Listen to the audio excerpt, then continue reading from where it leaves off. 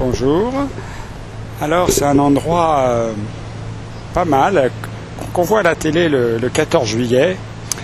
Le président et la tribune officielle est devant et au milieu il y a l'obélisque. Je suppose que vous savez ce que c'est un obélisque, qui a été ramené d'Égypte par Napoléon.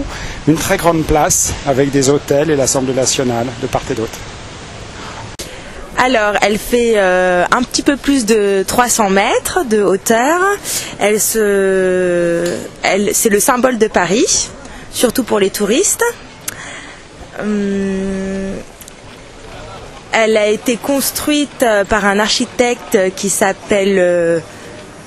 son prénom est Gustave.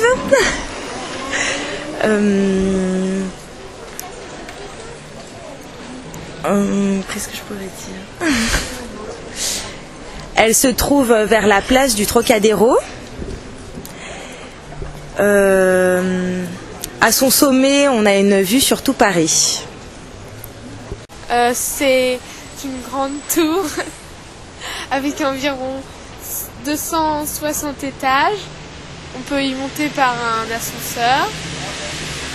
C'est une grande tour qui est dans le centre de Paris, qui est partagée entre le 6e et le 15e. Elle sert de bureau et en dessous de cette il y a une patinoire et plusieurs centres commerciaux. Un des monuments aussi très visités à Paris se trouve rive droite sur une colline, puisque à l'époque, et c'est toujours une colline, un empereur connu bien sûr a voulu construire à la mémoire de toutes les conquêtes, toutes les disons les aventures qu'il a pu avoir en Europe. Et donc sur ce monument, il y a beaucoup de sculptures qui rappellent bien sûr de préférence les victoires plutôt que les défaites bien sûr. Et les touristes peuvent monter et à partir de la hauteur, quand on est en haut, on a une sorte d'étoile. Ça s'appelle l'étoile, pourquoi? Parce qu'il y a 5, 6, 7 avenues qui partent du centre et ça fait comme une étoile. Et donc ce monument a été construit par l'empereur et beaucoup visité et c'est une place très connue et ça sert actuellement pour justement pour il y a un drapeau et pour rappeler ce qu'on appelle le soldat inconnu, c'est-à-dire qu'il y a au niveau de tous les ans, je pense, une réception, des militaires font des rappels de souvenirs. Bonjour, donc je vais vous présenter un monument à Paris. C'est mon monument préféré. Il est en hauteur, il est dans le nord de Paris. Alors, pour vous donner quelques indices, de ce point de vue-là, on a un point de vue magnifique sur Paris parce que ça surplombe, c'est blanc.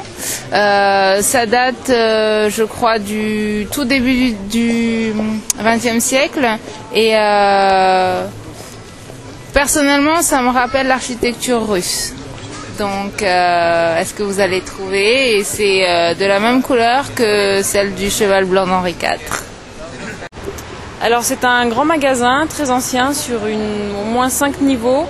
On trouve de tout, de la literie aux vêtements, aux jeux pour enfants. Il donne sur la Seine. Il y a un restaurant à l'étage depuis lequel on peut admirer les toits de Paris.